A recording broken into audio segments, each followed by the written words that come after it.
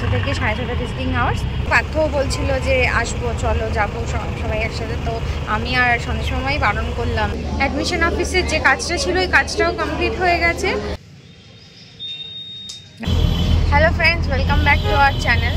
তো আজকে যাচ্ছি আবার হসপিটালে। সকালবেলায় গেছিলাম, সকালবেলা আমি একাই গেছিলাম। তোমরা তো সবাই জানো যে পার্থর শরীরটা একদম ভালো নেই, ভীষণ ঠান্ডা লেগেছে, একটু জ্বরও রয়েছে, তো খুবই খারাপ শরীরটা, তো সেই জন্য যাইনি। আর সকালবেলাটায় সেই ওইটুকু সময়ের জন্য আবার যাওয়া আসা, ওই জন্য আর মাকেও নেইনি, আমি একাই গেছিলাম। দেখা করে এসেছিলো, বাবা তো সকালে আইসিইউতে ছিল। তো এখন তারপর ওখান থেকে আমি একা যখন ওখান থেকে বাড়ি আসার পরে তখন হসপিটাল থেকে ফোন করে বললো যে ওরা যে অন্য বেডে, যে 4 শেয়ার বেডে ছিল, তো ওখান তো 4 শেয়ার বেড খালি ছিল না বলে 3 শেয়ার বেডে ওরা ট্রান্সফার করে দিচ্ছে। তো সেই জন্য কনসার্নের জন্য ওরা ফোন করেছিল। তো এখন আবার বিকেলবেলা যাচ্ছি। সকালবেলা ভিডিও করতে পারিনি যেহেতু একাই ছিলাম, আর একটু টেনশনের মধ্যেও ছিলাম যে কালকে ওটি হয়েছে, কালকে তো বাবা সেভাবে অতটা সেন্স তো ছিল না, হালকা ড্রাউজিনেস একটা ছিল। তো সেই জন্য এখন গিয়ে কীরকম রিয়াক্ট করবে। তো গিয়ে আমি দেখলাম সব কিছু ঠিকঠাকই আছে, কথাবার্তা বলেছে, অনেকক্ষণ ছিল বাড়ির সবার সাথে কথাও বলেছে ফোনে। তো সব কিছু ওকেই ছিল। তো এখন বিকেলবেলায় 5টা থেকে 6:30 হচ্ছে ভিজিটিং টাইম। তো এখন আমি, মা আর সন্দেশ মামা যাচ্ছি, তো ট্যাক্সি করেই যাচ্ছি। এখন মোটামুটি প্রায় ওই 4:45 বাজেনি এখনও, প্রায় বাজে আর কি। তো 5টা থেকে 6:30 ভিজিটিং আওয়ার্স। তো যাই। আর তারপরে পার্থও বলছিল যে আসবো, চলো যাবো সবাই একসাথে। তো আমি আর সন্ধ্যের সময় বারণ করলাম যে না, এত শরীর খারাপের মধ্যে আবার ঠান্ডার মধ্যে এখন বেরোতে হবে না, কারণ একটু শরীরটা স্টেবল হোক, তখন না হয় দেখা যাবে। আর সন্ধ্যার পরে থেকে আবার ঠান্ডাটা প্রচণ্ড বাড়ে, তোমরা তো জানো ভালোই ঠান্ডা পড়েছে। তো ওই জন্য আমরাই বললাম যে না, যেতে হবে না, তুমি রেস্ট নাও, আমরা যেয়ে দেখা করে আসছি। আর তো পরে যাবে বা কিছুদিন পরে হলে সব কিছু ঠাকুরের আশীর্বাদে সব কিছু ঠিকঠাক হয়ে গেলে ঠিক বাড়ি চলে এলে তো কোনো অসুবিধা নেই। তো এখন দেখা যাক, হসপিটালে গেলে তারপর আসছি তোমাদের সাথে কথা বলতে। তো এইসবে হসপিটালে পৌঁছালাম। তো এখন একটু যাব অ্যাডমিশন অফিসের ওখানে, ওই ভিজিটিং কার্ডটা আইসিইউ থেকে 3 শেয়ারে শিফটিং করার জন্য। তো ভিজিটিং টাইম তো শুরু হয়ে গেছে। তো এখন অ্যাডমিশন অফিসের যে কাজটা ছিল ওই কাজটাও কমপ্লিট হয়ে গেছে। তো যেহেতু ভিজিটিং কার্ড দুটো, তো ওই জন্য দুটো কার্ডে আসলে এক একটা কার্ডে এক একজন করে, তো ওই জন্য দুটো কার্ডে মামাকে আর মাকে পাঠিয়ে দিলাম। তো আমি এখানে ওয়েট করছি ফার্স্ট ফ্লোরে, কেউ একজন এলে তারপরে আমি আবার যাব। আসলে ওরা তো কালকে অপারেশনের পরে ওদের সাথে দেখা হয়নি, সকালে তো আমার সাথে তাও বাবার দেখা হয়েছে, আর মা তো আজকে এলো। তো ওই জন্য আজকে ওদের দুজনকে পাঠিয়ে দিলাম। তো আমি এখানে ওয়েট করছি, ওরা কেউ একজন এলে হয়তো মামাই আসবে খুব সম্ভবত, তারপরে আমি আবার যাব। তো মামা এসেছিল, তো এখন মামা কার্ড নিয়ে এসেছিল, এখন সবে এলাম। তো এইখানে মা বসে আছে, দেখা হচ্ছে তোমার সাথে, কি বললো? তো তোমাকে দেখে কিছু বলেনি? তোমাদের সেজে গুজে এসেছে যে?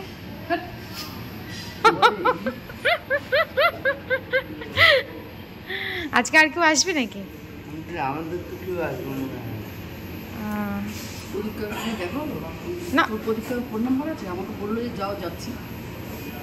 তো কিছু বলেনি। তো এখন আমরা বাইরে ওয়েট করছি এখানে। আসলে মা বললো ডক্টর এসছে, ডক্টর একটু দেখছে, তো সেই জন্য এখানে বাইরে এখন ওয়েট করছি। তো যাবো ভিতর দিকে। ব্যথা করছে তাহলে? তাহলে এখন কি হচ্ছে? আবার গলা শুকিয়ে যাচ্ছে? গলা শুকিয়ে যাচ্ছে, তা জল দেবো?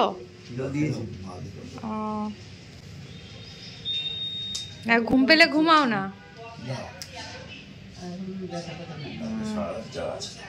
ব্যথায়।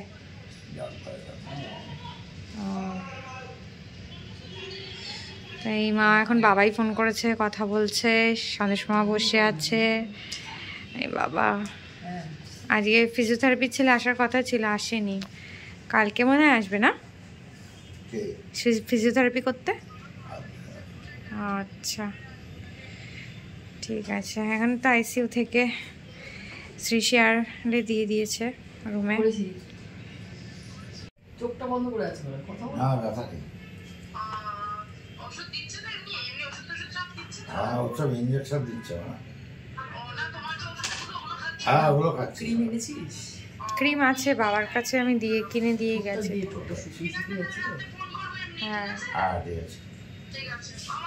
হ্যাঁ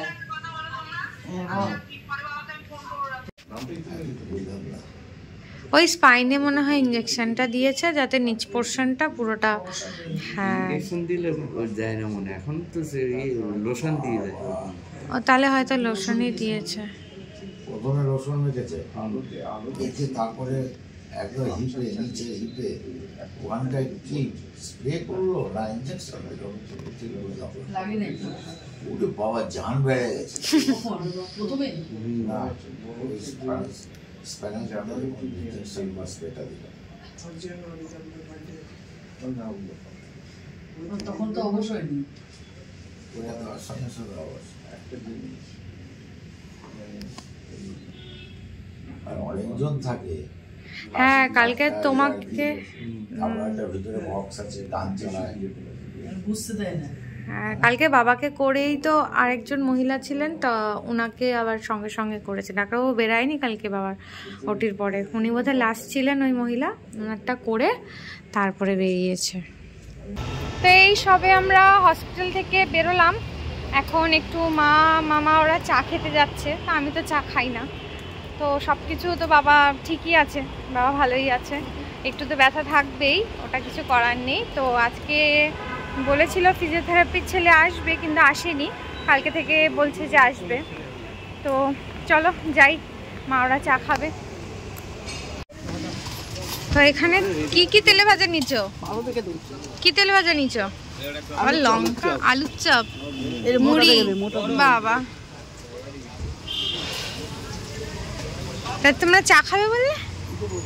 ও আগেটা খেয়ে তারপরে দেন। হ্যাঁ দাও,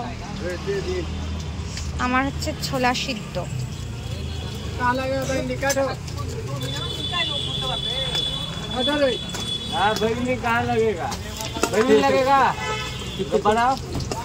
লঙ্কা দিও, এই সিদ্ধ লঙ্কা দিও। Thank you.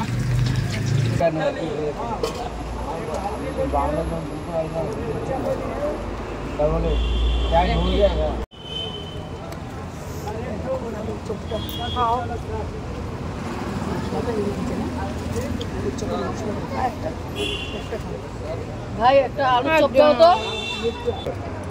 আর দিও না, আমি এই ছোলা সিদ্ধটাই ভালো খেলাম।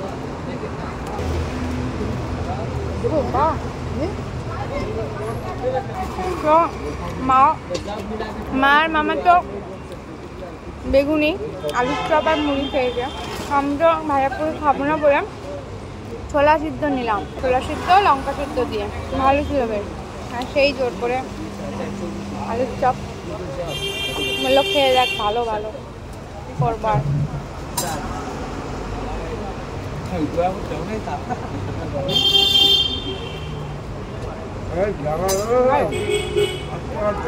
তো এইসবে বাস থেকে নেমে রিক্সায় উঠলাম, মামা বাসে করে এগিয়ে গেল। মামা পরের স্টপেজে নামবে, তা আমি আর মা গাঙ্গুলি বাগান নেমে গেলাম। এখন রিক্সা করে বাড়ির দিকে যাচ্ছি, যাই বাড়িতে গিয়ে এখন আরেকজনের কি অবস্থা দেখা যাক। এই যে এই বাড়িতে সবে ঢুকলাম আর এনার অবস্থা দেখো, কি হয়েছে? তো জ্বর তো হয়েছে, তো দুদিন ছুটি নিয়েছিলাম। কালকে তো বাবার অপারেশন ছিল বলে ছুটি নিয়েছিলাম, কালকে দিয়েই জ্বরটা এসেছিল। তো আজকে শরীরটা এতটাই খারাপ ছিল, এত জ্বর ঠান্ডা লেগেছে, মাথা ধরে আছে, ওই জন্য আজকে আমি পারলাম না যেতে। আশা করি কালকের মধ্যে, মানে সকালে যেরকম খারাপ ছিল তার থেকে একটু ভালো আছে এখন শরীরটা। তো দেখি আপাতত কালকের মধ্যে মনে হচ্ছে ঠিক হয়ে যাব, কালকে আবার যেতে পারবো হয়তো হসপিটালে। তোমরা পাশে থেকো, আমাদের ব্লগগুলি দেখতে থেকো। চলো বাই, গুড নাইট, আবার দেখা হবে নেক্সট একটা ব্লগে।